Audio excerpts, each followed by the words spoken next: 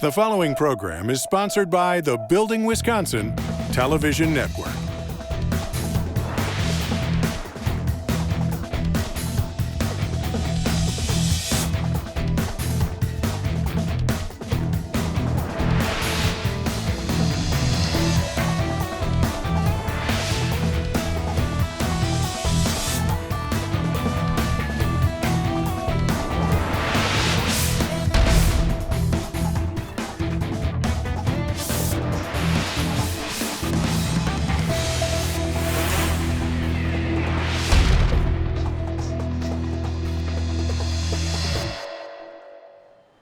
Welcome to Building Wisconsin. I'm Stuart Keith, and on today's show, well, we're seeing how Plumbers 75 is transforming a former big box store into a state-of-the-art training center in Madison.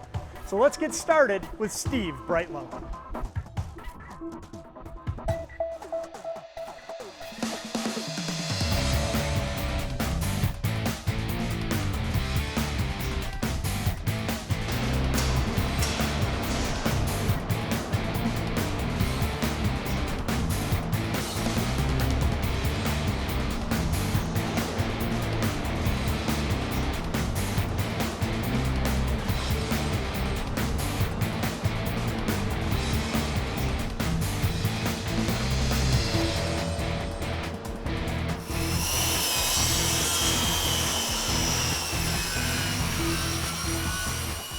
Well, Steve, great to see you again. Thanks for coming on Building Wisconsin. And walking around this project, this is pretty amazing. There are a lot of trades involved.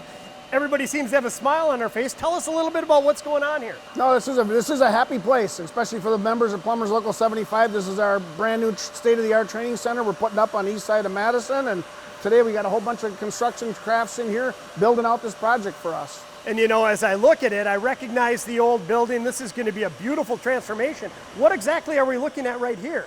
Right now, this is the main entrance to the building. We have about a 6,000 square foot meeting space just on the other side of this wall. The whole building is about 160,000 square feet. We're sitting on 14 acres on the east side of Madison. Wow. What a great location. Its proximity to the interstate, I-90-94, easy access. Seems to me it's really set up to serve your members that live here in South Central Wisconsin. Oh, exactly. We spent a lot of time trying to pick a good location. When this property became available, it's 45 minutes from the Dells, 45 minutes from Beloit, about an hour from Milwaukee. Very centrally located. We represent 14 counties in southern Wisconsin. This is a great location for our members to be able to come and train and also open ourselves up to the community. Yeah, and what a great transformation and what it's going to mean to the city. Don't underestimate that. It's going to be great. Now, when I look down there, I see a wall being installed there. What's going to be over in that area? That space over there is dedicated to future tenant space. Right now we have a local child care providers looking to raise some capital to do a build out and use about 15,000 square feet of that space. So we're hoping to get them in there. Then we'll put a second floor above there. There'll be room for maybe a dental clinic or a doctor's clinic and some other amenities that we're looking to put in there for member services as well. Wonderful. Well, let's go down. I'm anxious to see that 6,000 square foot meeting hall. Great.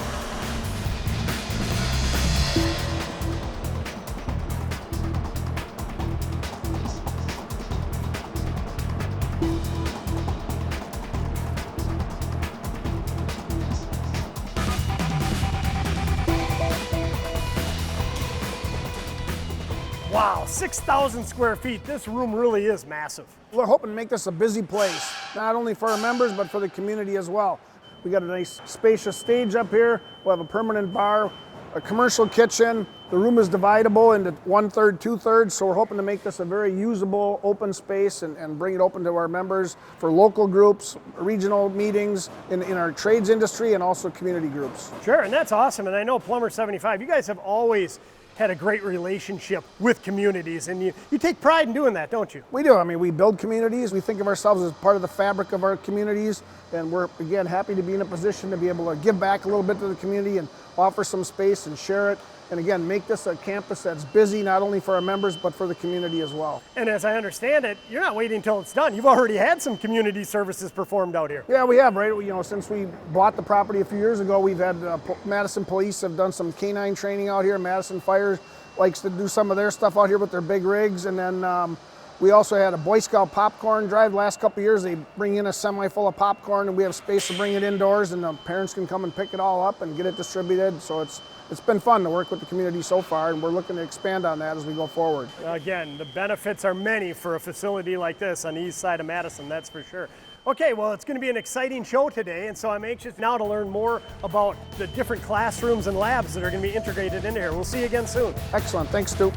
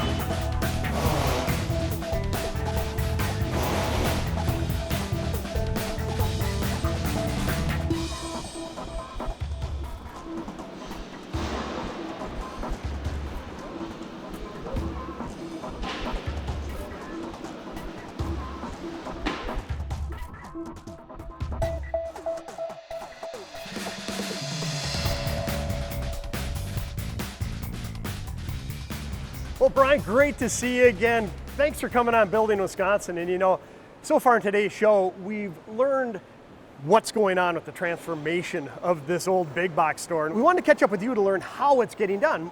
Essentially, we want to learn more about the construction process. So in Findorff's mind, are you guys happy with the results so far? Well, thanks so much for having us on number one, but we're really happy. We're really happy with the progress to date. We've got a great team that's working on the job right now, and we made great progress to date, so I'm excited to talk to you about that. Yeah, and you know, I've heard over the years, you know, remodeling projects in general are more challenging than new construction because you're starting with a clean slate out in the field in new construction. Has that been the case here? Has it been really challenging transforming this big box store? Well, every project has challenges, right? And part of our job is to make those challenges opportunities and successes. And the team's done a great job talking to each other, communicating, figuring out new ways to do traditional stuff. For example, all the precasts you see above the concrete masonry units here, that's typically set with cranes. Here they couldn't use cranes, so they used forklifts to get in, and semis that were backed right into the space, addressed a unique issue associated with this job and turned it into a huge plus. And also being in this space, what happens on a rain day outside? Typically they go home if they're outside. Inside, we didn't have any of that. Actually, rain days were pluses for this job because we got an influx of crews that maybe were rained out of another school or another job, and they were able to come in here and put in CMU or precast or studs, whatever it was. So it's been a big plus and helped us really maintain schedule. And I think we will see more of this type of adaptive reuse of buildings. So it's a great training ground, not only for the journeymen and foremen that are on the job, but actually for some of the apprentices. And frankly, when the apprentices get here to train, they can see what's being done here. And you said it's about, what, 5 months into it so far? Yep. How much further until it's done? Well, it's about 3 more months until it's done. You can see they're painting right behind us, installing some additional drywall and getting into finishes, tile, floorings, et cetera, here in the next couple weeks. Okay, well, let's move along and see how far they've come in the last couple weeks. Great. Now, as I recall, Steve was saying they're looking at getting childcare facility, dental, health, all in this area over here, but what is this that we're looking at? Yeah, great question, Stu. So this is emergency egress right now. It has to be in for occupancy of the regular space.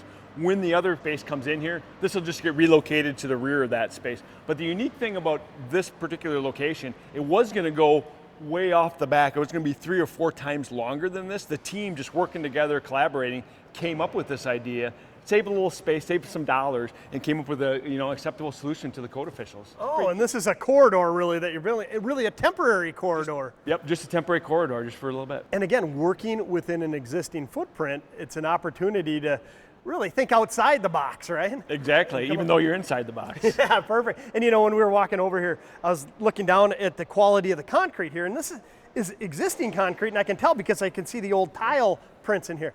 But that brings to mind, this is an existing building, thick concrete. How do you get plumbing underneath here? Yeah, great question. 75 actually took care of a lot of that before we came in. They knew the footprint of the training space, came in, cut out the concrete, and actually have it in the back right now. They're going to reuse it for training opportunities for core drilling concrete, hammer drilling into concrete. So that's just one reuse of materials that's on site. Also, some of the conduit that came out actually went back in the walls. They were able to reuse the conduit. So the team looked at any possible reuse. How can we reuse this back in the existing space? Pretty neat. And that's smart thinking to reuse it. Why fill up the landfills? You're saving the environment and you're saving money, and what a great way to train future plumbers how to core drill, how to hammer drill, like you said. Yeah, you got to do it through concrete at some point anyway, so why not reuse the stuff that you took out? Yeah, great thinking. Now upstairs here, this is all new in the last 3 weeks, isn't it? Yeah, this is all new classroom that's being built right now, and you can see the stage that we're at in terms of the studs and the rouging of the plumbing and all the blocking. You know, I love it, this stage, because you get to see behind the walls and all the studs and the latest products and how they're working there. And you know, you say they're classrooms, and I know the training instructors, there are about 25 of them, got together and actually had input on the design. And from past projects we've had you guys on, that seems to be pretty important, not only between you and the architect, but ultimately having the end users contribute. Yeah, that's incredibly important, not only just from the buy-in to the project. I mean, who knows the space better and how it should function better than the end users of it, and having their input. And it can be small things. It can be like, hey, if this sink were here, we could do this, or if this lab were here, we can do that. That's really important. And early on, they should start that process. Yeah, the earlier you can start that, the better, because changes later, even at this stage, are really hard to make. You can see all the work that's been in to date, and there's all kinds of other stuff roughing below the slab, above the ceilings, etc. So the earlier those decisions are made, just the better off it is in terms of planning and execution. And you know, I hear a lot of construction going on in the background. What are the different trades that are here at this stage of the process?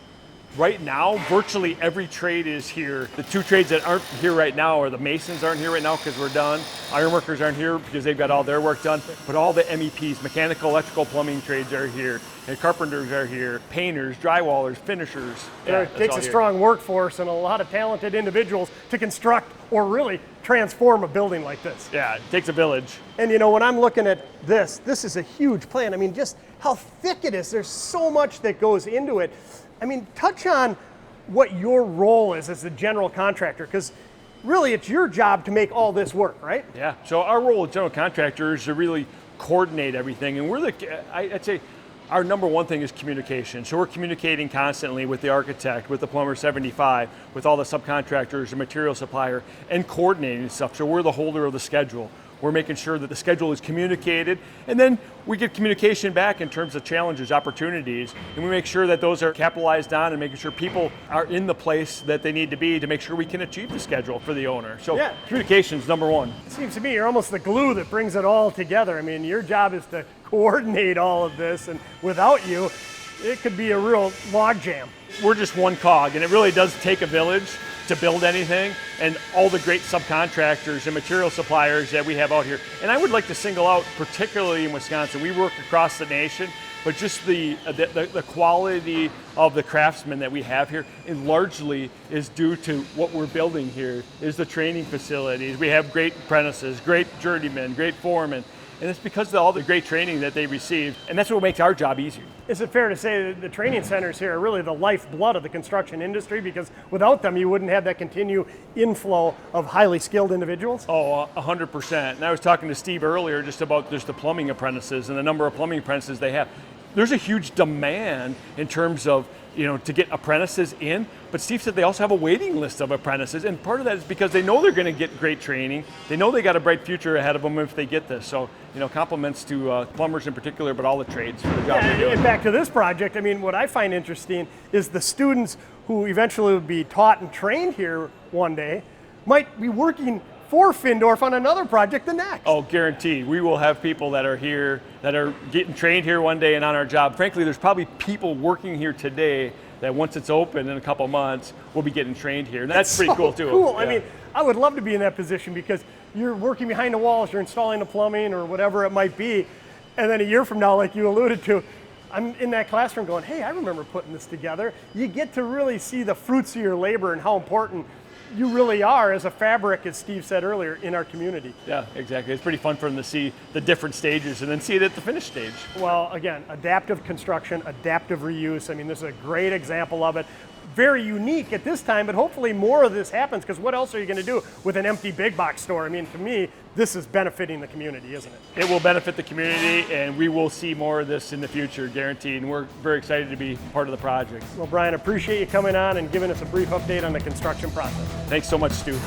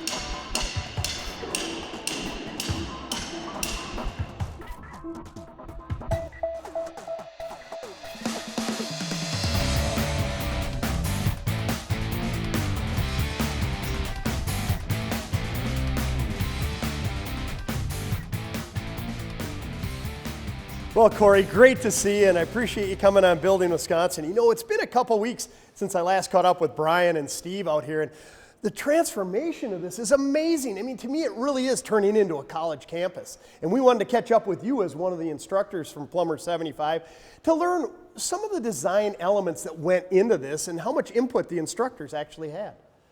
There was a lot that went into this, a lot of years of discussing this beforehand. We all sat down, lists were formulated, and kind of a wants and needs for every class based on our teaching styles, based on what we need to perform what we need to do. Sure, based on all the different courses that you guys teach. And not unlike any construction process, you have a list of wants, needs, and desires.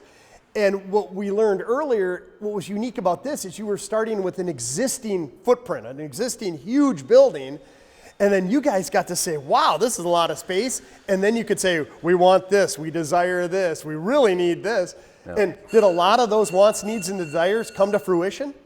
Yes, for sure. This classroom, rather large, it enables me through day school instruction to do a lot of things. I can set it up multiple different ways. One way is for formal classroom setting, me up in front talking, them listening. I can also break into small groups. We're going to have monitors on multiple walls. So therefore, we can have little group settings. I can break them out into that for small group work. Are these offices for the instructor? Yeah, that was on the wants and needs list. It's important for me to be able to not leave this room. I will have all the materials needed to teach this class. I won't have to walk down the hall to go grab something else. It's also large enough where if we need to sit down with one or two students, it's large enough to do that and not affect the classroom. Well, this is just one class from several that you have here. Can we take a walk around and see some of the other elements that went into the design of this? Oh, for sure, there's a lot to show.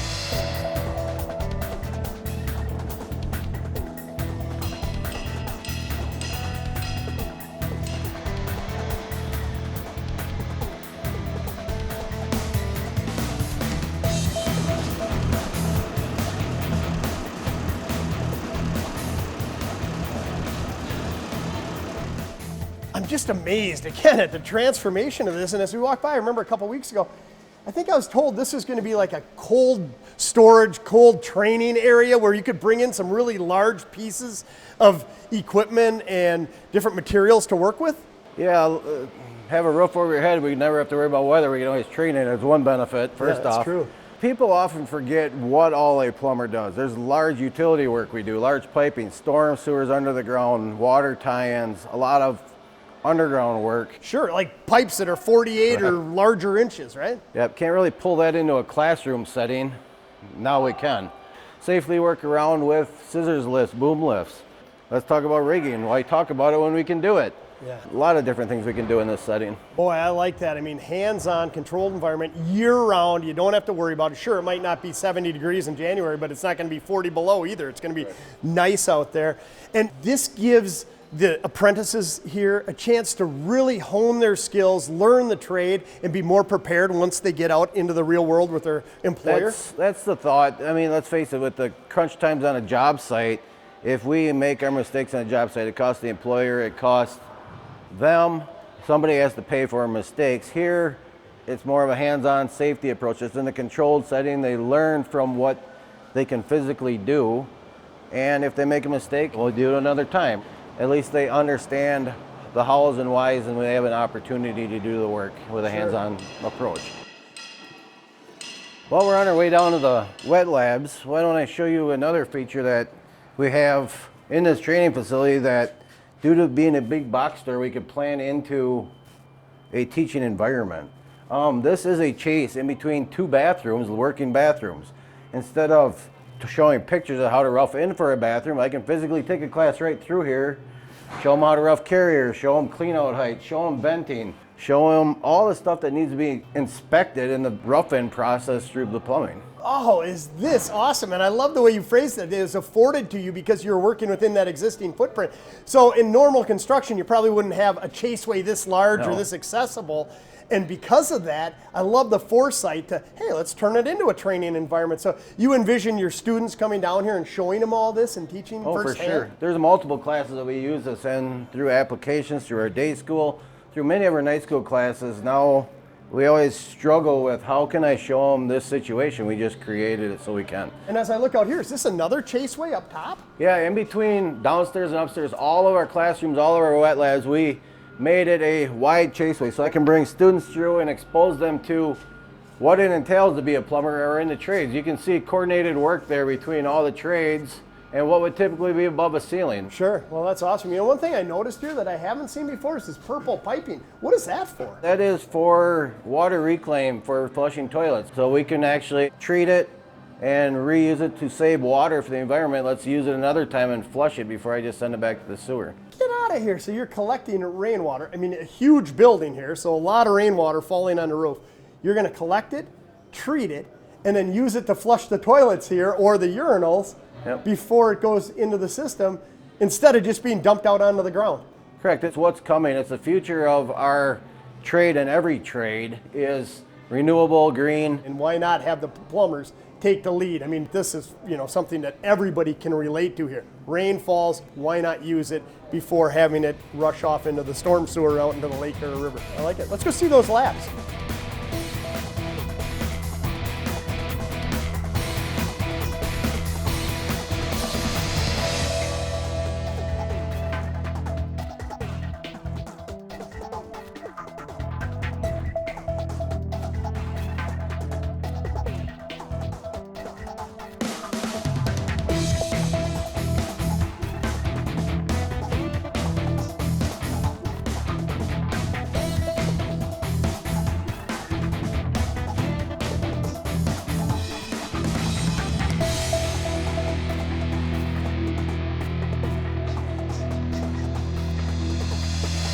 This is one of our labs. This is our water and conditioning lab. As you can see, some of the new equipment is starting to be installed. This is actually the one that's going to be used in the building and always functioning. And we're going to use that also as a training tool.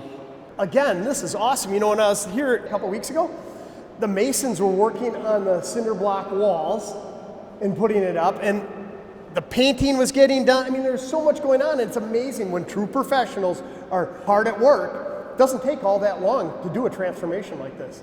These labs are going to be so beneficial. We teach more than just apprentices here. It's the journeymen, the master plumbers all come in here. This room will have multiple softener stations, commercial, residential type. We'll have water treatment devices, you name it, we can now put it in here. As the industry changes, we can upgrade at any time. The area we're going to stand right here will actually be a classroom setting that will have all our monitors, projectors, everything on the wall, so we could truly have a water class, water treatment class in here while amongst the equipment, so we can constantly back and forth and function the room like it's supposed to be. And this is, you said, water conditioning. There are 4 other labs, a total of 5. What are the other labs? We're going to have a medical gas lab, we're going to have a backflow lab, fixture lab, which that has to be ever changing, and water heater lab. You know, Cory, back up here on the second level, I again, I marvel at the size of this. I look around, all future classrooms here, classrooms there. As a matter of fact, wasn't it like kitty corner way across behind those walls? Yes. Is where we started our segment in the classroom? Yep, one of the classrooms that we started was that very end one. And you know, when I was here earlier, none of the drywall was up, or very little of it. And behind the walls, we got to see all the electrical, the plumbing, the HVAC. I mean, it's really cool to follow along this transformation. And again, we're only looking at about a third of the structure. This, in my mind, really is a college campus setting under one roof that's very conducive to a comfortable learning environment. We've toured a lot of training centers, and the one thing they always said is never enough space. We didn't want that situation. By going at the big box store, it gives us room to grow, it gives us room to advance, it gives us room to adapt. Sure. And that's important to what we have to do. And I know you mentioned you can never have too much space. That was an ongoing message that everybody kept hammering you when you would reach out for advice. And when you talk about that, I look here, this is another huge area of space. What do you envision happening here? I'm excited about this space. I mean, it's a big bunch of nothing to some people, right? Yeah. This is opportunity. We can bring in trade shows, we can do med gas stations, we can functional plumb, practical learn through what we build here. The opportunities seem to be endless in this facility. And do you think when it's all said and done, a facility like this, a campus like this, is going to make Plumbers 75 more competitive in the education world? Everybody needs to define themselves as a plumber. From the apprentice, it's their apprenticeship, it's what they make out of it. As a plumber, it's the education I take and the opportunities I give myself to keep working and support my family. It's what I can offer all the contractors. Through all that and through education, being the competitive edge in all that, that is what will aid Local 75 in keeping everybody employed and benefiting the contractors. Sure, not only benefiting the contractor, benefiting our communities as well. You know, I'm excited to revisit this in the next few weeks or month, whenever the doors open for business. I can't imagine how excited you're going to be. Oh, I'm beyond excited. It's going to be a great opportunity. I really appreciate you coming on this segment of Building Wisconsin. Oh, thank you for having me. It's been a pleasure.